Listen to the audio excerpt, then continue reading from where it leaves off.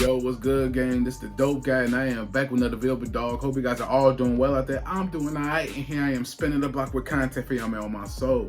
But yeah, man, today's video is Mental Health Doesn't Discriminate, featuring Lil Wayne. You know what I'm saying? Shout out to Lil Wayne, man, one of the greatest rap artists of all time, you know what I'm saying? Greatest rap artist, for real. And this is the video of him talking about mental health, you know what I'm saying? I think I'm going to enjoy this video a lot. This is my first time watching it. You know what I'm saying? I'm very big on mental health, you know what I'm saying? I always tell people, if you need it, if you feel you need help, seek it, bro. Find therapy or find someone you trust that you can get your stuff off, man. Anything you're feeling, man, find someone you can confide in, man, for real. I'm all for that. So I know with Lil Wayne, no matter how big of a superstar he is, we all go through mental health.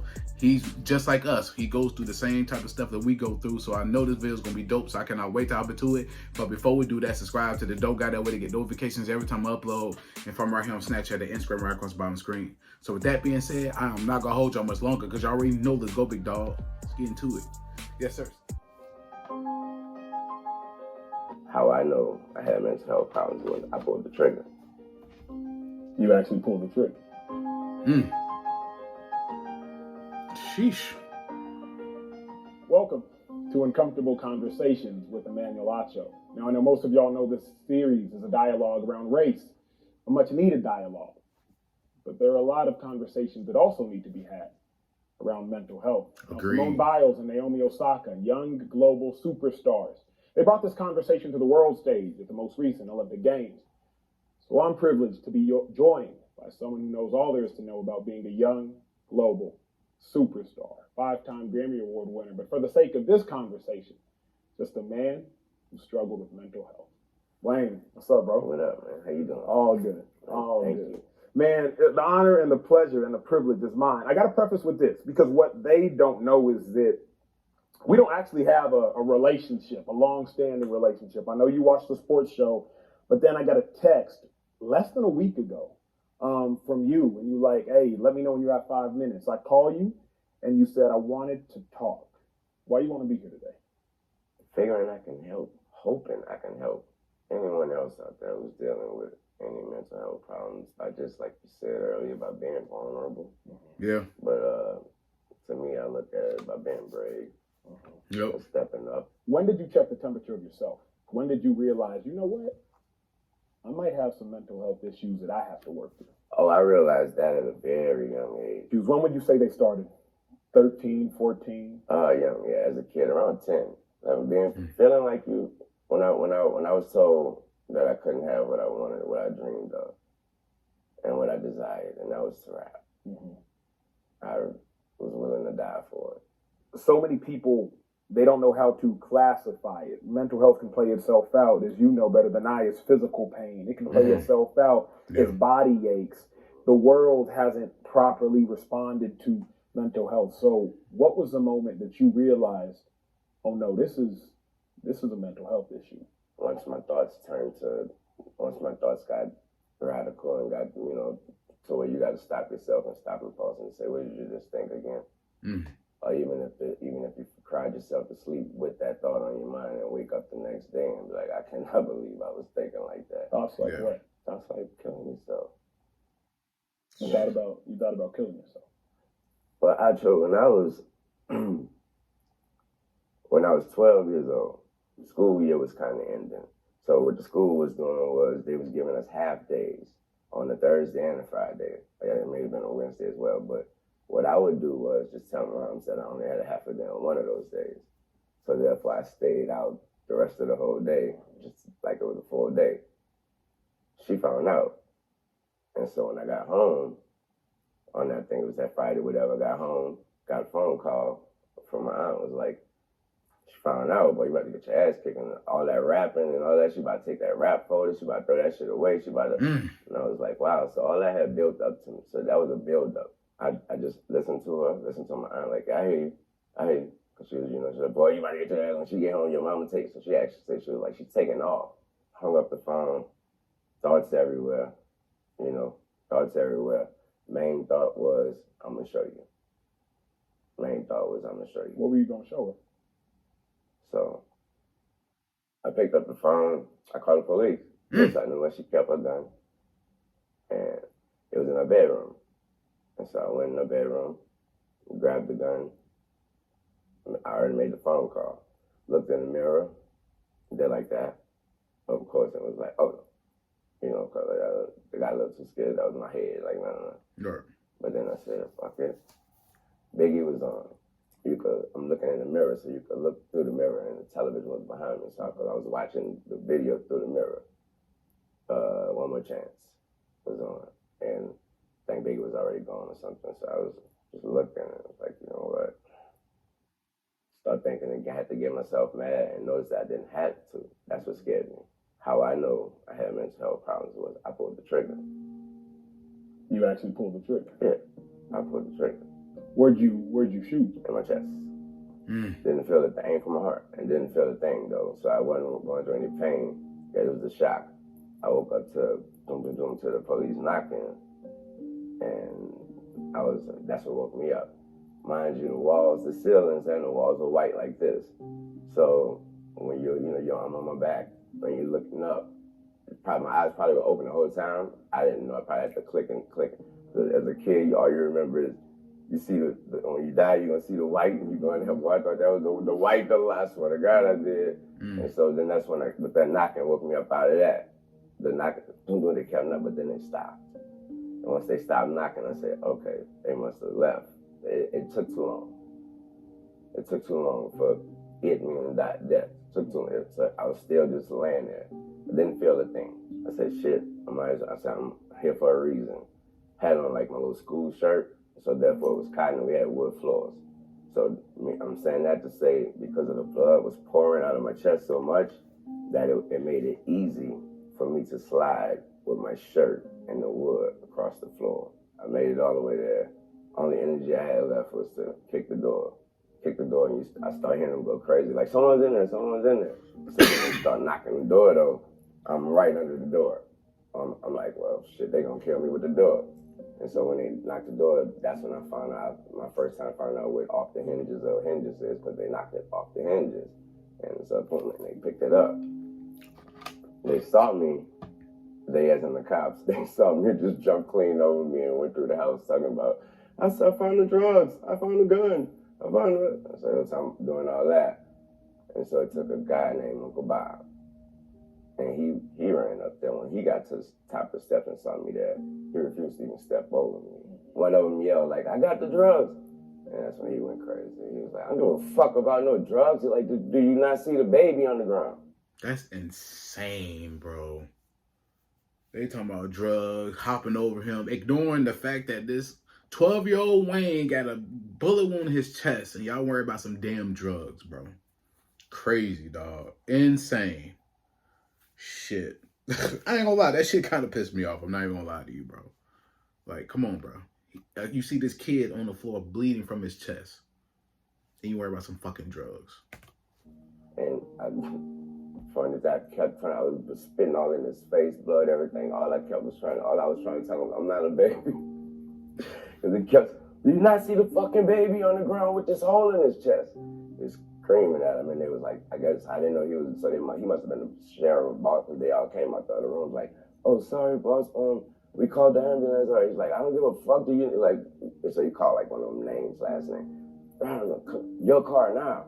Pick me up, bought me, and just kept telling me some shit like, you're not gonna die on me, the whole time. The whole time, I am trying to tell him I'm not a baby. That's what I told him for 30 minutes straight. And so he got me to the hospital. He brought me there. He never even checked it. He just left me, made sure I was good. I met him years later, but he was like, I just wanted to say, I'm happy to see that I saved a life that mattered. What would you say kept you alive that day, in that moment? God. Plain and simple. Break this down for me, because I've wasn't meant for him to go, man. Walk For real. a step, let alone a mile in your shoes. Why did you feel the need to be so extreme? For those that are battling mental health issues, it appears that you trying to take your life was really just a cry for help. Mm-hmm. Could you not use your words? Were you tired of using your words? Were your words not going to get the point across? The words weren't even be able to be said or able to be spoken. My mom, the way she was then, you don't speak in that lady. You don't speak about, you don't tell how you, your opinion. What? I wish. I'm from. Yeah, we all grown up from the era where we didn't really have no opinions. We weren't able to express how we feel like it is for kids today. You know what I'm saying? We weren't able to do that back then. You know what I'm saying? So it was almost like whenever we went through shit, we had to find a way to get over it, bro. You know what I'm saying? Like, and that's what's crazy about it in the black community, especially nowadays when it comes to mental health and therapy. People feel like, and I was once that person when I was younger, young, ignorant, unaware, that therapy and mental health, that's crazy talk. You know what I'm saying? Crazy talk. Like, mental health is more of a bigger issue now because it's more on the map. It's more noticeable now, especially once the pandemic hit. Man, look, crazy, bro. You know what I'm saying? Once the pandemic hit, mental health became a big deal, and now people are voicing their opinions. I'm glad for it, but we came from an era back in the 90s and the early 2000s where we couldn't really get our shit off. We couldn't really express how we feel, you know what I'm saying, what's going on with us like that. And it's sad to say, but you know what I'm saying, that's just how we was growing up. So that's what Lil Wayne's referring to. He couldn't tell his mama about what he was going through because his opinion, he's a kid. Opinion, you don't have an opinion. That's what he's basically saying. You don't have an opinion when you're a child. That's how it was, especially in the households, of black households. One of them families where, you know, your mama kicked ass and straight up, and you don't talk back, and you know, you feel what I feel, and none of that. So, no, yeah, and also I had no father. My father wasn't around. That's so another my mom thing. Definitely felt that she had to wear the pants, and you know, she had to be the dad and the mom, so she was a little extra on everything. She had to just to make sure she got up on the cross and make sure I didn't try to run over her. Yep. And so again, words that was again the loneliness. So when you have no one to vent to, no one to get this out to, you can't bring it to your friends at school. Right. You're still trying to be cool to them. Facts. You're not trying to let them know that I got something going on at home. Mm-hmm. So what I never said was, so the mom that I knew before that day on my life and everyone's life, and yet have never met or seen or heard that lady again in my life. So I didn't die that day, but somebody was gone from. She's never been that way. So as far as the parents out there, obviously that was an eye opener for her. Mm-hmm. And what she decided to do was, I let my flower grow. Got you. So that incident changed everything. Changed her. Hell yeah, it did. Life for her, I, and our whole family. Man, well, I appreciate the vulnerability, bro. I appreciate the bravery. I appreciate the transparency. I appreciate the honesty, because I can't imagine how hard that must have been. Let's transition down the timeline of your life, because that was 12. By 18, 19, 20, 21, you were now a mega star. That's when your boy fell in love with your work. Appreciate that. As you got more popular, as you got more loved, did the mental health issues go away? They didn't go away, but they came in a different. They come in a different way because of the maturity. So of course they're gonna hit different. They're gonna actually hit harder. How so? Because what can truly hit harder than an individual wanting to take their life? That thought never came. Other than that, man, just being alone all the time. You know, my grandmother raised me. Rest in peace, Mercedes Carter. She raised me, so with that said, I always had time to myself. I'm always in the back room somewhere alone with myself, and too much time to think. Yeah. Too much time to think and too much time to compare. How could you be that popular but still feel alone? When I say alone, I mean, again, That's a good ass question. How can you be that popular and still feel alone? That's a hell of a question, bro. That's something you should really think about. That's a good ass question. I'm not even gonna hold you, bro. That's different. Let's go back with that one. For real. In a different way because of the maturity. So of course they're gonna harder than an individual wanting to take their life. That thought never came. Other than that, man, just being alone all the time. You know, my grandmother raised me. Rest in peace, Mercedes Carter. She raised me, so with that said, I always had time to myself. I'm always in the back room somewhere alone with myself, and too much time to think. Too much time to think and too much time to compare. How could you be that popular but still feel alone? When I say alone, I mean, again, when those doors close. When the lights come after the thank you, Yeah. you got the homies, then you get to the bus, and then, fine, y'all boys good, blah, whatever, and then them doors close. And there's nobody that, no, you, and then again, you create these things, and here, again, it's mental health. Yep. Because none of these perspectives or none of these opinions or decisions or things you're thinking or thoughts may be true at all. It's what you're creating here because of this situation. And again, so you start to think, well, do anyone actually care? Will it matter when it's all over? Will I matter? And that's always the question. Well, will you matter when it's all over? Will you matter? Not the things you've done, the things you've done as a person. for everyone else, but will you actually matter to them? Yep. But most of all, to you. At the height of you being a star, what was the lowest point of your career? Not being able. That's a good question. It's another good when question. I was going through this situation with my record label, and they wouldn't allow me to put an album out or put any music out.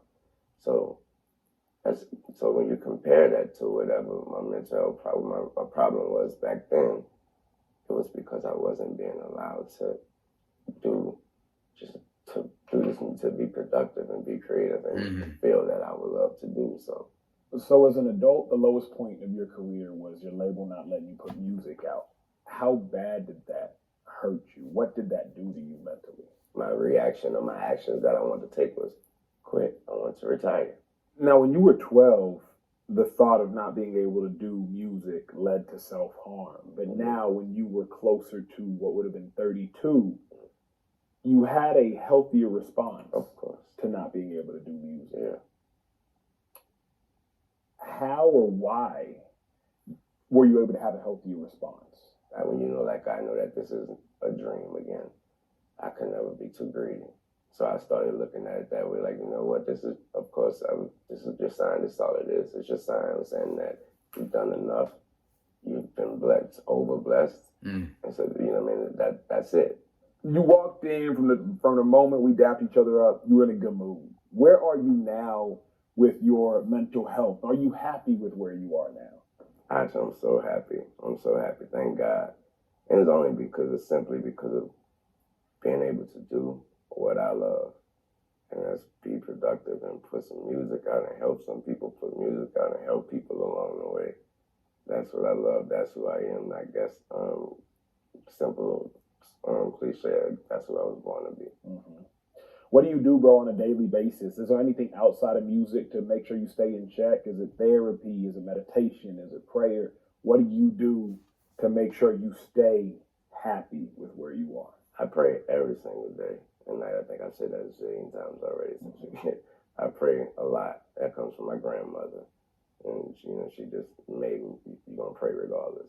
And even if you don't know it, you're too young to know what you're praying for, you're going to pray.